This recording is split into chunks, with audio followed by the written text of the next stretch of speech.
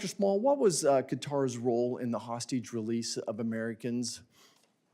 It's a good question. I'm not an expert at that level, but I know that the Qataris certainly were funding Hamas. They have very good relations. Okay, that's not my question.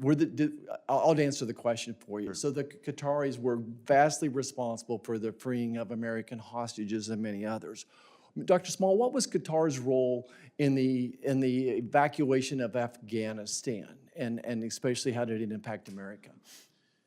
The Qatari regime has good relations with the Taliban, with the Iranian Revolutionary Regime. And it's interesting, Hamas. just the prejudice that I hear coming out of your mouth here, that Qatar was so important. Of the 120,000 people evacuated from Afghanistan in our moment of need, Qatar stood beside us, and of the 120,000 removed, 60,000 of them came through Qatar. Without Qatar, we would have had thousands more deaths as well. So I don't know why you won't answer that question. I want to think about just a little bit more objective here.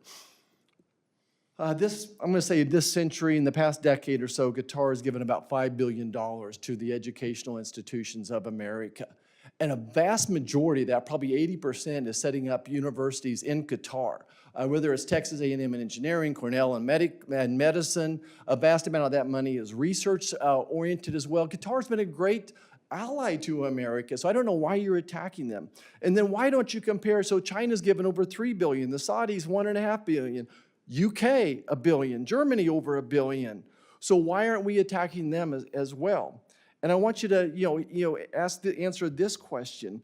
2 universities heavily funded by Qatar were Carnegie Mellon and VCU. Were there any large anti-Semitic riots or protests there? So look, this is a very important issue, and I would say... So were there any anti-Semitic riots or protests in VCU or Carnegie Mellon? The answer is no.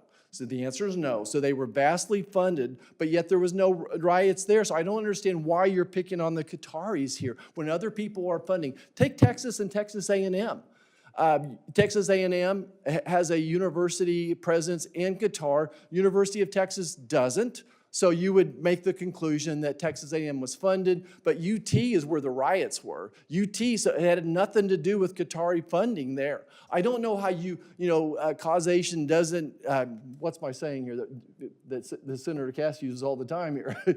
What is association is not necessarily causation. There you go. Association is not causation. So I don't know why we're here fueling the fire. Not all Muslims are anti-Semitic. Not all Muslims are anti-American. And here we have a Muslim country that has stood beside America for the most part, and they're not perfect. They're not perfect, but they help us get back hostages. They saved the day in Afghanistan. In so many ways, they've stood beside us. I think you're picking on them. I think you're coming to conclusions that are not well-founded. I think that that's called discrimination. I think it's prejudiced as well. Thank you, Mr. Chairman. May I respond, please? May I answer the question? In 26 seconds.